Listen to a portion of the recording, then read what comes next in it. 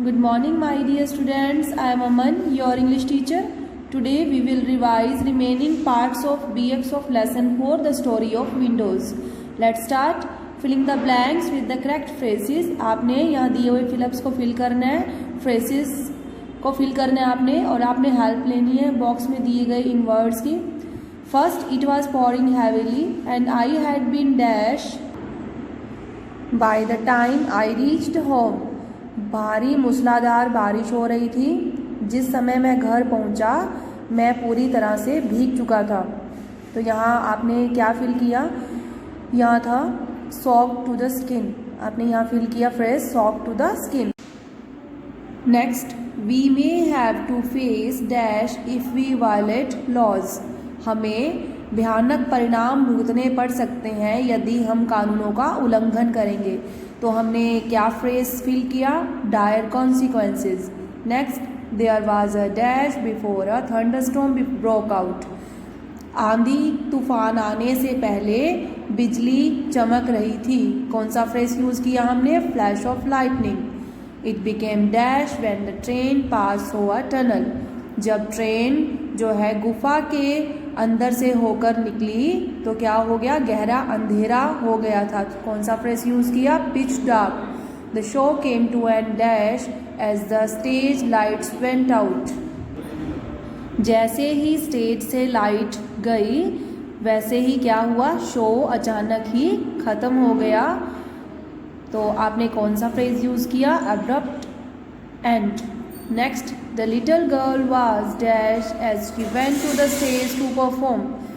छोटी लड़की डर से कांप रही थी जैसे ही वह स्टेज पर परफॉर्म करने के लिए गई.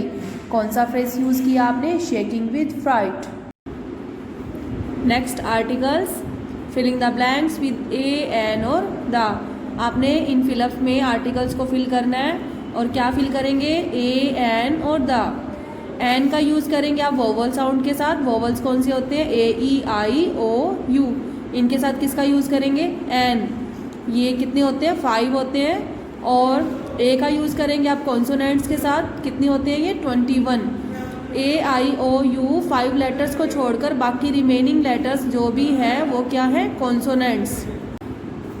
Dash large hall was built to hold meetings of dash king and his people. एक बड़े हॉल का निर्माण करवाया गया था मीटिंग रखने के लिए. किसके लिए? राजा और उसके लोगों के लिए.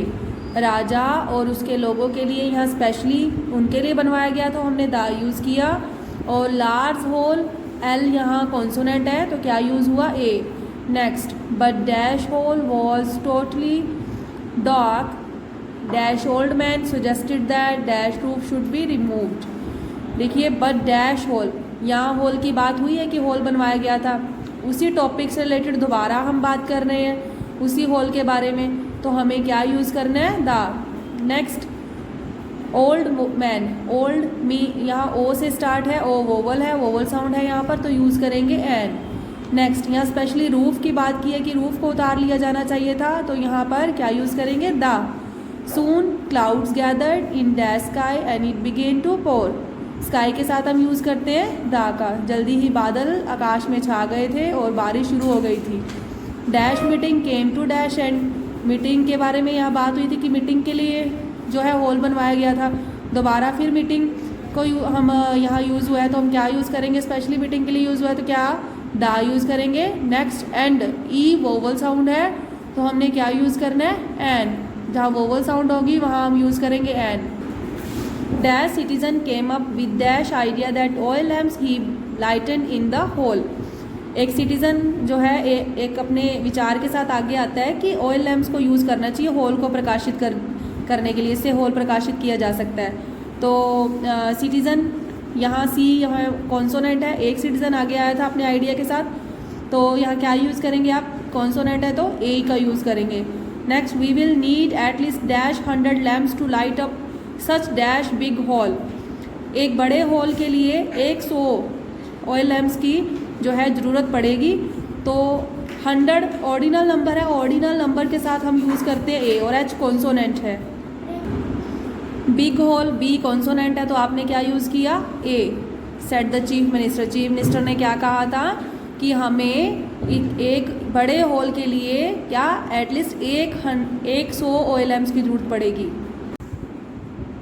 Next, as if it appeared as if it was about to rain. ऐसा प्रतीत होता था जैसे कि वहाँ बारिश होने वाली थी। तो दो पार्ट्स हैं यहाँ सेंटेंसेस के, it was about to rain और इट अपीयर्ड, और इन दोनों पार्ट्स को किसने ज्वाइन किया? एज इफ ने। इसी वजह से यहाँ जो है match parts of the sentences in the 2 columns, यहाँ 2 कॉलम्स हैं और आपने इन दोनों को मैच करना है, इन दोनों पार्ट्स को, और राइट मीनिंगफुल सेंटेंस, और आपने यहाँ मीनिंगफुल सेंटेंस को राइट करना है बाय जॉइनिंग दम विद एज इफ, और इन दोनों सेंटेंसेस को किससे ज्वाइन करना है? एज इफ से। First part, the poor boy गॉबल्ड up the food greedily. बेचारा लड़का लालचवश सारा भोजन जल्दी से या तेजी से खा गया। जैसे कि अब यहाँ एज इफ का यूज़ करना है और यहाँ से फाइंड आउट करना है कि किससे आप इसे मैच करेंगे। He had not eaten for several days, जैसे कि उसने बहुत दिनों से कुछ खाया ही नहीं था, ऐसे वो भोजन को जल्दी खा गया। तो इसी वजह से बाकी सेंटेंसेस को आपने क्या करना है, फर्स्ट यहाँ से राइट करेंगे, एज इफ का यूज़ करेंगे और फिर फाइंड आउट करेंगे, उसके साथ मीनिंगफुल सेंटेंस बनाएंगे और राइट करेंगे।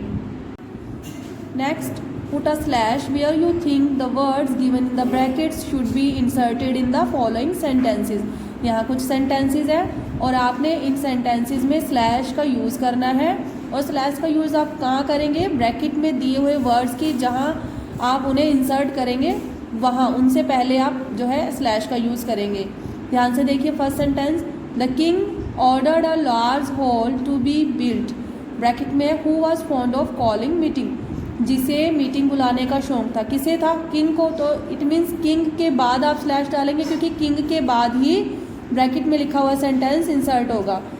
The king who was fond of calling meeting, उसके बाद ordered a large hall to be built.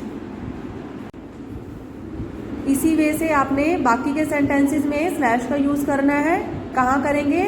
जहाँ ब्रैकेट में दिया हुआ सेंटेंस इंसर्ट होता हो। Now you have to practise today's work in your rough notebook. Okay, thank you.